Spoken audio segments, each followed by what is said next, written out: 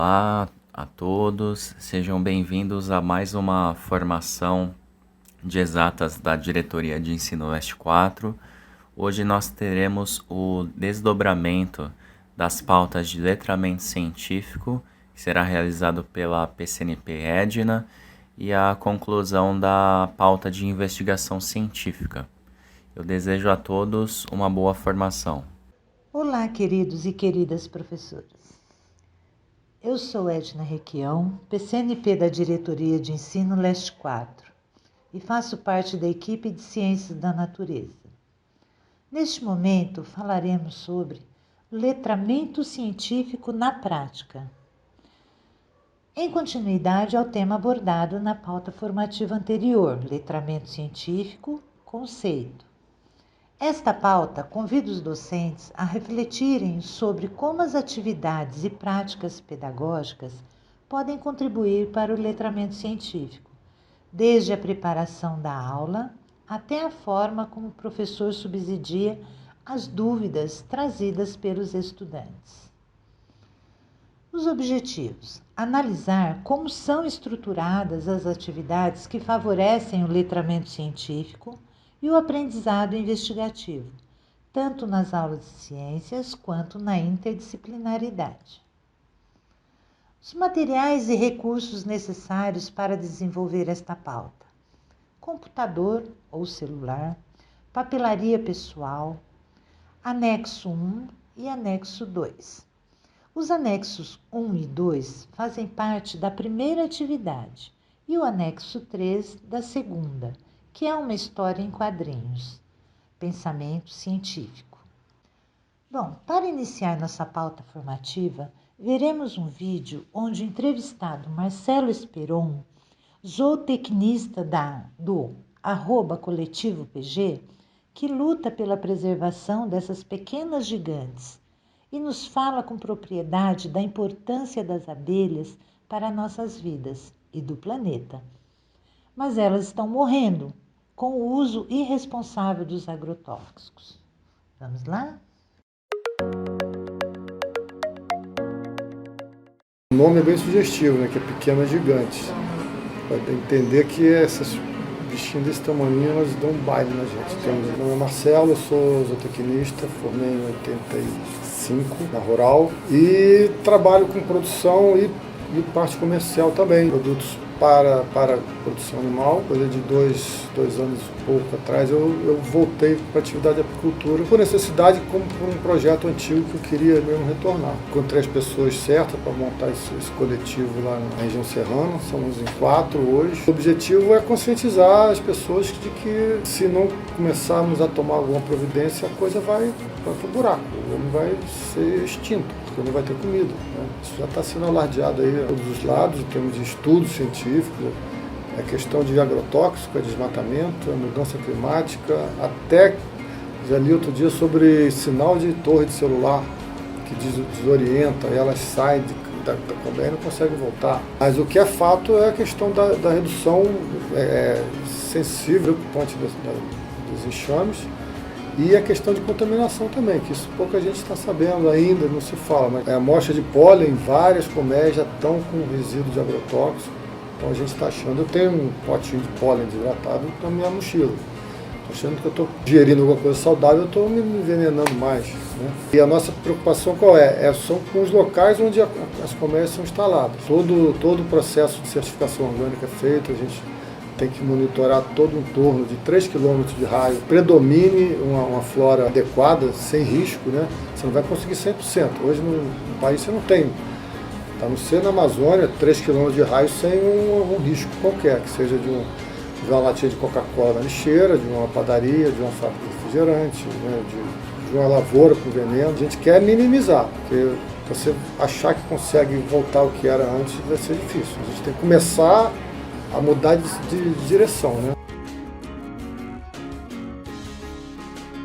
Polinização, né? Entre inúmeras espécies que são polinizadoras, as abelhas são as consideradas mais eficientes. Elas visitam muitas flores numa jornada, num roteiro, né? Então isso já provoca essa multiplicação, essa disseminação dos pólen, que é o cruzamento, né? quem entende um pouquinho da parte vegetal, né, os dois gametas, feminino e masculino, tem plantas que são autossuficientes nisso. A mesma flor resolve esse problema. Tem plantas que dependem de insetos, de aves, de morcegos, né, de vários agentes. A abelha é a que está mais disseminada.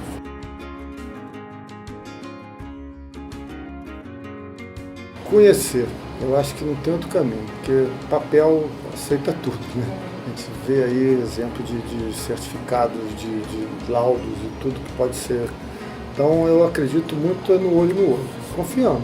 Eu quando não tenho mel, eu não tenho mel. Né? Vai esperar, ou vai comprar mais quando tem, guarda, porque o mel tem validade. 2 anos é a exigência, mas você sabe que dura muito mais. Né? Então é confiar. Eu acho que o caminho da relação entre produção e consumo é a confiança. Com pessoas confiáveis, né?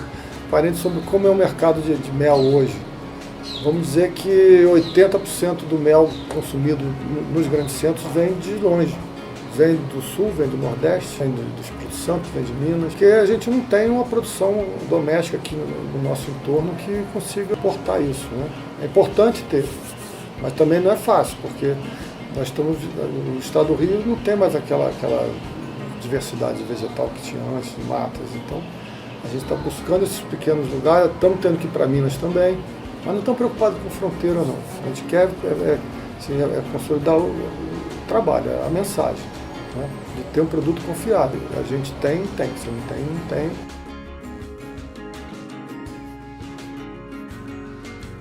É multiplicar, né? É onde está se perdendo a gente tentar. Qual o trabalho que a gente faz? Além de capturar os enxames que estão voadores, que a gente chama, né? As abelhas têm essa tendência de se dividir quando elas chegam num determinado tamanho da colônia e não tem mais espaço. Então a rainha pega uma parte, vai embora e deixa a outra parte para fazer uma outra rainha e ser a filha. Né? A mãe vai e a filha fica. Então a gente faz isso, a gente também dentro das nossas colmeias, a gente já faz esse trabalho de divisão também, e é para aumentar o nosso plantel, né? E com isso a gente vai conseguindo reverter esse quadro. É um trabalho lento, é um jeito que a gente tem para fazer.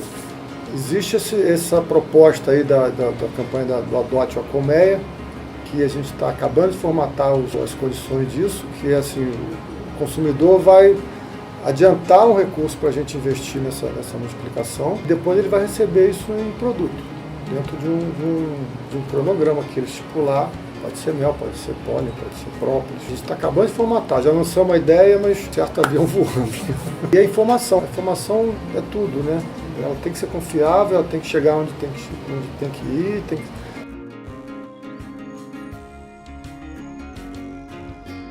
Eles são agentes polinizadores, quer dizer o quê? Que elas promovem a reprodução dos vegetais. Pode-se dizer que, eu não sei ter um percentual exatamente, porque isso varia muito essas fontes de informação. Mas vai desde a maçã até a abóbora, a nossa comida mesmo, né? Como um todo. Se não tiver esses agentes polinizadores, a comida vai acabar, ou diminuir a ponto de não ter mais como a população do planeta crescer. A gente já vive alguns casos disso, né? Lá nos Estados Unidos e aqui em alguns lugares no interior de São Paulo também. Apicultores estão ganhando dinheiro só por botar a abelha na lavoura, entendeu? E tem que ser uma uma janela de tempo ali, porque é entre uma pulverização e outra, né, de veneno. Então, assim, os bichinhos, peraí, agora não pode, agora já pode. Né? Então, assim, a fonte de renda dos caras também está sendo um trabalho que as abelhas fazem. Para você ver que ponto chegou. Né? Bichinho de pouquíssimas gramas, o que tem de informação ali dentro. Deve ter uma fisiologia muito complexa para que aquilo funcione. Né? Eu gosto de dar um exemplo que é a dança das abelhas, a dança da fonte de néctar, como é que elas fazem. Existem as batedoras, né? Então ela sai para procurar néctar, procurar comida. Quando ela encontra, ela volta para comer e tem que passar para as outras onde está essa fonte. Elas não falam, elas não podem, vem cá comigo. Né? Então é uma coisa muito, muito bonita. Aos 90 graus, a perpendicular é onde está o sol. E ela vai dar um ângulo dos graus necessários para a fonte de néctar. Então, as colegas estão vendo, o sol está aqui. Aí ela vai começar a dançar. Ela faz uma dança que é um 8. Ela vem rebolando assim, aí volta para cá, volta assim, entendeu? Faz um 8, mas a parte central do 8 é que ela rebola na inclinação relativa do Sol para a fonte de neve. Quer dizer, é um negócio que de onde sai isso, cara? Pior também, quem descobriu isso, né? Coisa de doido. Tem um ataque de abelha. Não, a abelha não atacou, a abelha se defendeu. Se você não for lá mexer com ela, eu chego do lado da colmeia, sem proteção, se eu não estiver fazendo nada com ela, se ela estiver trabalhando, né? Se a gente botar aqui um pote de mel ou um favo de mel, começar a ver abelha, você pode ficar ali do lado, ela não faz nada com você, ela está ali para pegar o mel e levar para casa. Ponto. Ela vai se defender quando ela é ameaçada, se você sacode, dá uma pancada. Se doam pro coletivo, né? Cada ferroada que ela dá, ela morre, porque o ferrão fica agarrado. E aí sai parte de intestino e ela morre. Entendeu? O zangão também. Uma rainha, quando sai para a dança da cópula, são 15 a 20 zangões. E todos eles ficam presos lá ao aparelho reprodutivo e ele morre. O zangão vive para isso, para perpetuar a espécie. Entendeu? A gente precisa que o mercado que a gente atua tenha, assim, seja atendido por produções mais próximas possível, né? Hoje a gente, se não me engano, é o segundo ou terceiro exportador de mel orgânico do planeta. Tá? São grandes produções, eucalipto, 60 mil hectares. Tem produtores no norte de Minas que são 12 mil colmeias, 15 mil colmeias. É um grande empreendimento, é caminhão que deixa um guindastezinho, vai. A gente está em outra escala de produção, que a gente também está preocupado com essa questão da comunicação. Eu já consegui um pessoal que faz a bandejinha de cana, né? Tem de cana e tem de papelão, aí não vai ser mais isopor. Existe quem maltrate, sim, tem gente que mutila, corta a asa da rainha para ela não voar, entendeu? Fala, não, você tem que dar condição para ela não querer voar, ou vai voar quando ela achar que deve e a gente estiver preparado, entendeu? É só você se antecipar o problema. Qual a diferença de você produzir sem maltratar? Que a gente separa muito isso em termos da certificação orgânica, que a certificação orgânica cobra essa situação de bem-estar animal, né? Então, assim, não usa telha de amianto, a gente não usa nenhum tipo de antibiótico, nenhum quimioterápico para algum problema que haja, não mutila. Mas a gente pensa, eu aprendi na faculdade a pensar na colmeia como um grande animal. São 50 mil pequenos animais que formam um grande animal. Elas regulam a sua temperatura, porque tem uma faixa de temperatura para a larva se desenvolver. Então, se está muito calor, elas se organizam e vão batendo as asas para ventilar. Entendeu? Se está muito frio, elas comem mel e vão ingerindo aquele mel, gera calor, forma uma bola. Entendeu? Então, esse grande animal é que tem que ser respeitado. Os veganos têm preocupação da gente explorar a abelha, eu acho que é mais isso, né? Você está tirando o alimento dela, você está tirando o excesso, porque existe uma relação de troca, né? Você está dando condição, bota a cera bonitinha para ela puxar o favinho dela, tá pequeno, bota mais uma caixa, entendeu? A gente define como uma relação de troca dentro do respeito com o animal.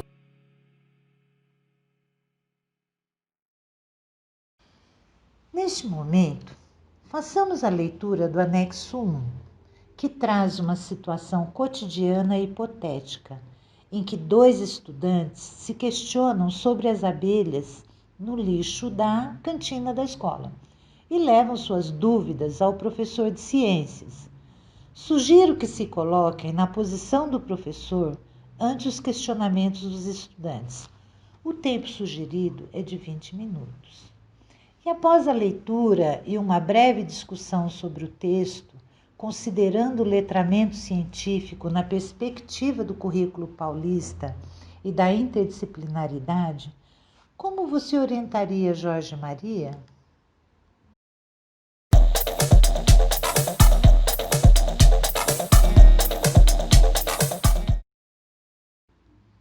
Agora, vamos dar prosseguimento com o anexo 2, segunda parte do texto. O tempo sugerido é de 25 minutos e, após a leitura, propomos uma breve discussão a partir dos seguintes questionamentos. Qual foi a atitude do professor de ciências ao ser procurado pelos estudantes com a dúvida sobre as abelhas estarem no lixo e no refrigerante? Em qual momento do texto você identifica o letramento científico?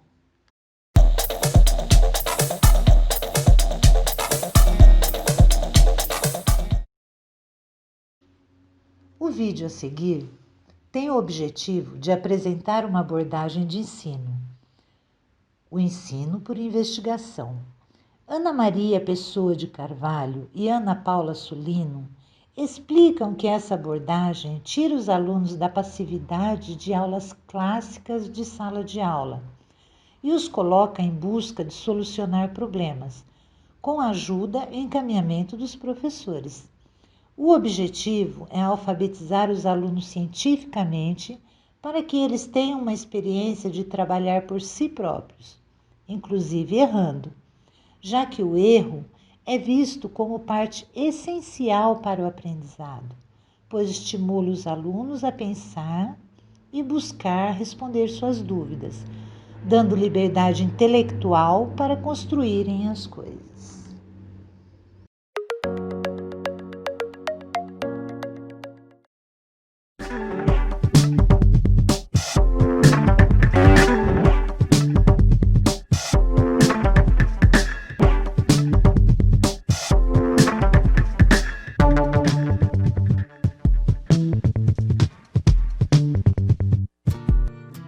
Ao contrário do que acontece em aulas expositivas tradicionais, em que o professor expõe e os alunos simplesmente acompanham, no ensino por investigação são os estudantes que tomam o lugar de protagonistas em busca da solução de um problema, e é daí que surgem a construção do conhecimento e a liberdade intelectual.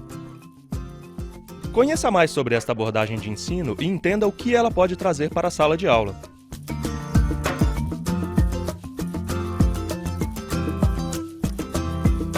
O ensino por investigação tem uma meta: fazer com que os alunos investiguem um fenômeno, se interessem pelo fenômeno, discutam o fenômeno. Ele visa buscar desenvolver habilidades no aluno, né, que estejam próximas a uma cultura científica, né, e favorece um trabalho que cria condições para que os alunos pensem e trabalhem a partir de um problema. Ele não visa formar cientistas mirins, né? Mas a ideia é fazer com que os alunos eles se apropriem do conhecimento científico de uma maneira diferente, né? Utilizando habilidades cognitivas próximas a uma prática científica, né? Que é bem diferente do que a gente tinha na década de 60, que era formar cientistas a partir de um suposto método científico. Então, o ensino por investigação, ele não tem esse objetivo, porque o objetivo dele é alfabetizar cientificamente os alunos. Você não pode ter uma coisa fora da outra. Quer dizer, você não pode dar um ensino de investigação se você não der a experiência e fazer eles trabalharem sozinhos. Quer dizer, eles têm que errar. Quer dizer, esse também é uma parte que vem muito, tanto do Vygotsky como Piaget. O erro é uma parte essencial da vida. Você tem que errar para pensar em suplantar. Então, aquele professor que dá tudo sem erro nenhum, ele nunca pensou, não deixa o aluno pensar, não deixa o aluno pensar. Numa abordagem tradicional, o professor ele tem aquela função de ser um mero expositor de conhecimentos, onde ele tem uma abordagem bastante conteudista de ensino, enquanto que o aluno, nessa abordagem tradicional, ele tem uma posição mais passiva em sala de aula, ou seja, ele espera sempre que o professor traga respostas prontas. E numa abordagem investigativa, né, a gente tem uma mudança de papéis, porque o sujeito, que é o aluno, ele vai ser o construtor do seu conhecimento. O aluno pensou. O aluno teve a dúvida, o aluno respondeu à dúvida. O professor, durante todo o tempo, perguntou como você fez, por que você fez, onde você fez, me explique de novo. Quase sempre as perguntas dele vão encaminhando a resposta.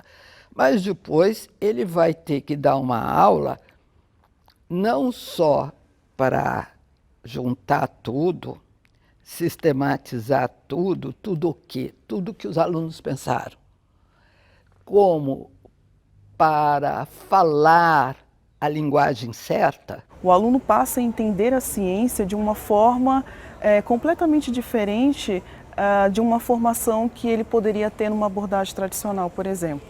Né? Porque ele passa a desenvolver habilidades, por exemplo, de argumentação, ele passa a respeitar as ideias do colega, a refutar as ideias dos seus colegas, né? Ele aprende a elaborar hipóteses, né? Ele tem a oportunidade de investigar, ele tem a oportunidade de resolver um problema. Então, esses elementos, eles são fundamentais para a formação do sujeito. O ensino por investigação dá uma coisa que é também nosso objetivo, é liberdade de pensar, liberdade intelectual, que a escola dá muita liberdade para falar, liberdade de sair, liberdade, mas não dá liberdade intelectual.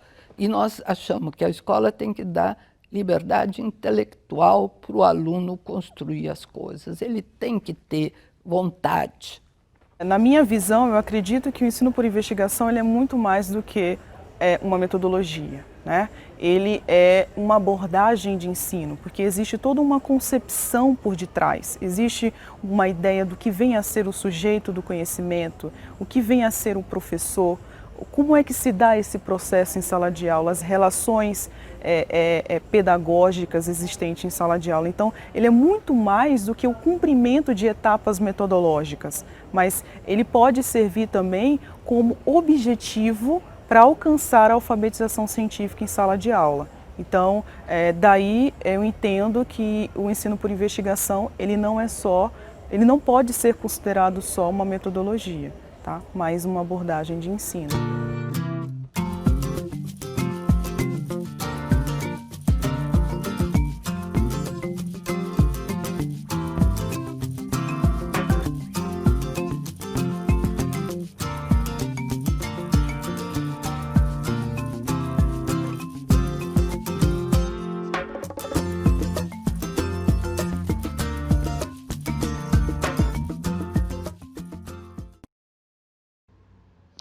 Agora, vamos à atividade análise de história em quadrinhos sobre a pesquisa científica. Então, nesse momento, façam a leitura e fiquem atentos ao questionamento do personagem da historinha. E vamos refletir sobre quais os possíveis encaminhamentos ou intervenções que o professor deve fazer em uma situação semelhante à da história. Após a leitura, elaborem uma atividade curta que contemple o pensamento investigativo. Para esta atividade, sugerimos 25 minutos.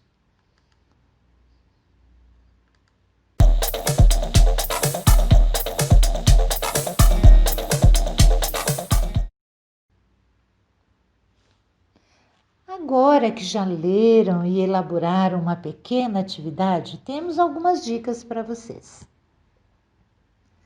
O professor deve conduzir o estudante à reflexão, auxiliando-o com novas perguntas, como por exemplo: osso e carne são parecidos? Ambos são flexíveis? Será que é possível enxergar um átomo? O que significa a palavra átomo? Estas questões devem nortear o estudante a pesquisar em fontes diversas, como livros didáticos, internet, pais e até mesmo outros professores, conduzindo-o à pesquisa científica. A BNCC estabelece que o letramento científico deva ser desenvolvido ao longo do ensino fundamental. A proposta é assegurar o acesso à diversidade de conhecimentos científicos produzido ao longo da história por meio, por exemplo, da leitura, compreensão e interpretação de artigos e textos científicos, e também aos principais processos, práticas e procedimentos da investigação científica. Bom, queridos, finalizando a TPC, utilizem a atividade criada por vocês em suas aulas e socializem as experiências na próxima reunião.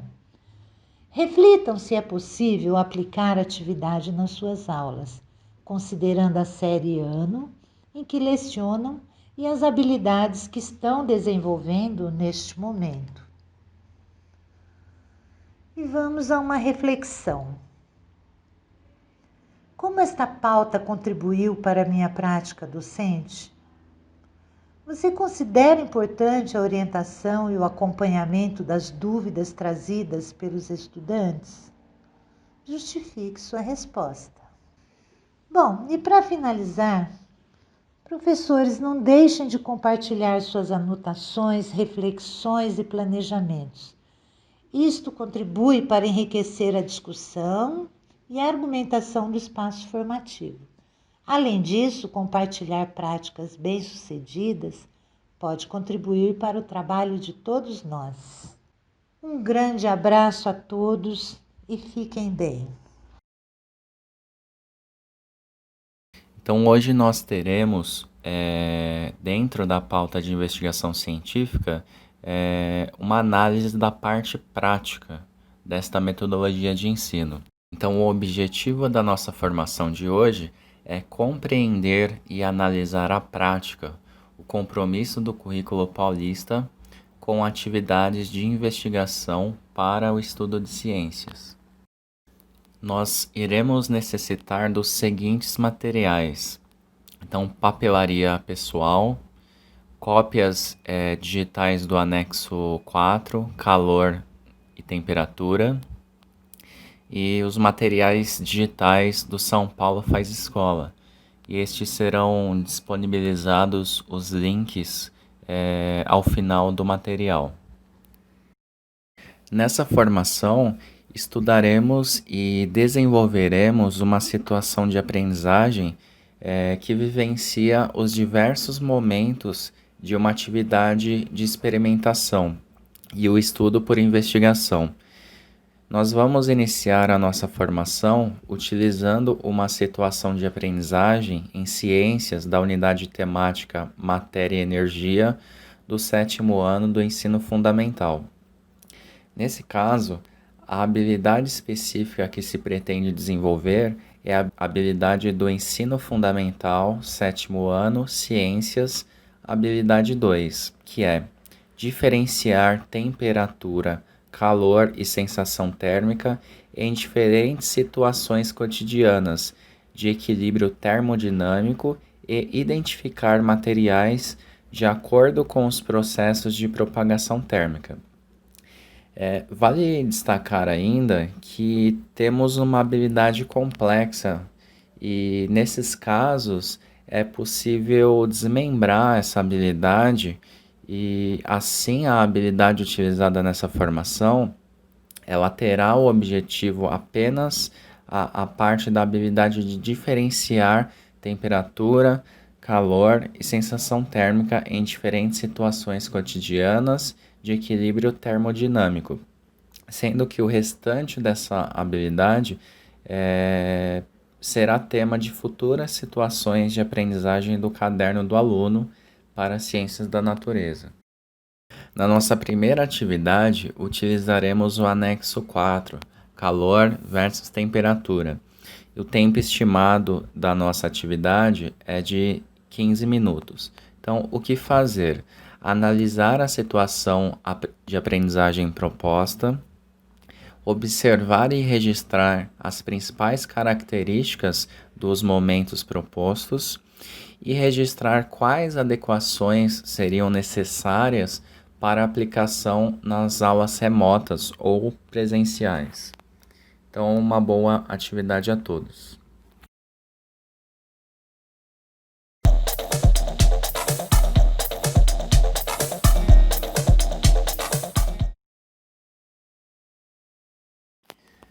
Voltando com a nossa TPC, podemos notar que a situação de aprendizagem possui a definida qual habilidade é objetivo de desenvolvimento. além de possuir procedimentos de investigação articulados com as habilidades fundamentais da investigação com base na BNCC. Como no primeiro momento dessa situação de aprendizagem, os procedimentos trabalharam a habilidade de observar o mundo à sua volta e fazer perguntas. Outro ponto interessante é de que é possível encontrar dificuldades em realizar a parte experimental, seja por falta de recursos ou estrutura. Nesse caso, é necessário adaptações para a coleta dessas novas informações a partir do aluno. Nós podemos utilizar, além da experimentação, a observação, a leitura, mas a experimentação ela é um processo essencial para a aprendizagem concreta. E é claro que nós podemos realizar a experimentação expositiva, mas é importante que o aluno realize a prática.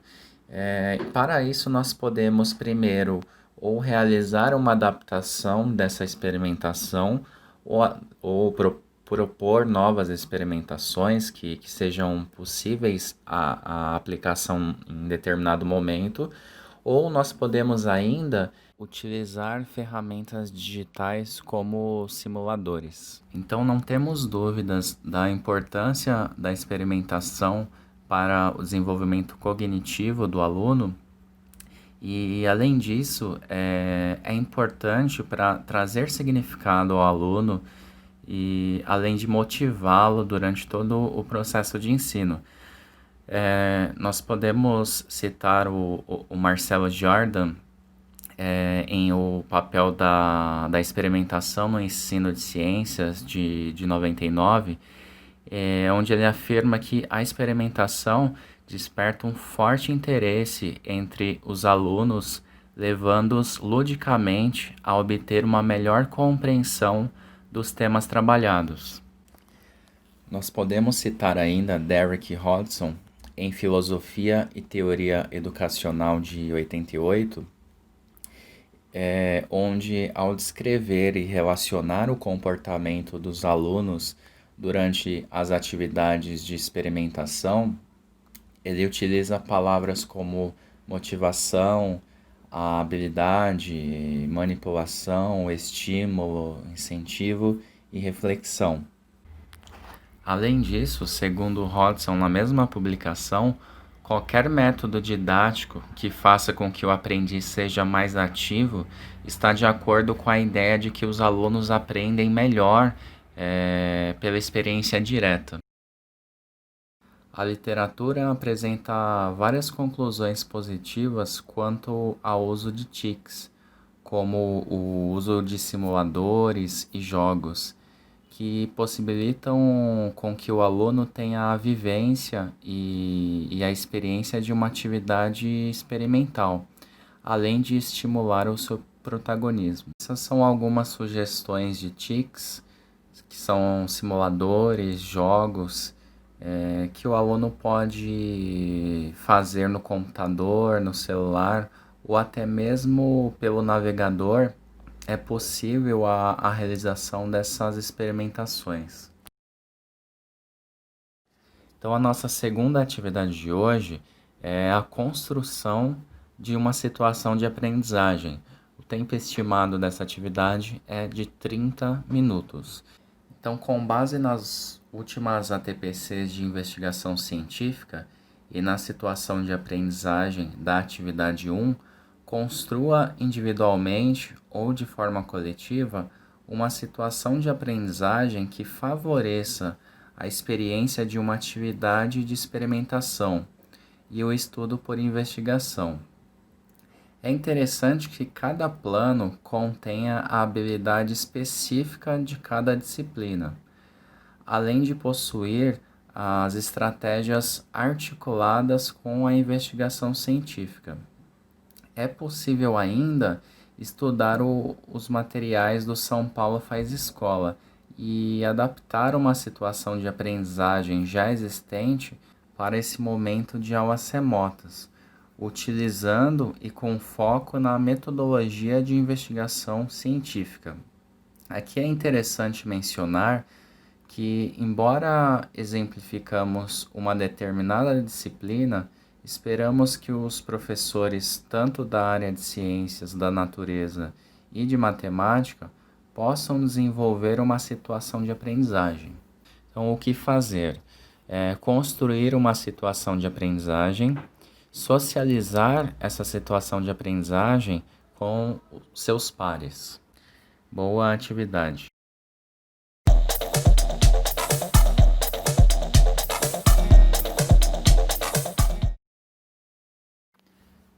Então, durante essa formação, buscamos a compreensão e a análise de situações de aprendizagens que desenvolvam a prática a partir de métodos investigativos, sempre em sintonia com os preceitos do currículo paulista, para promover a aprendizagem dos estudantes.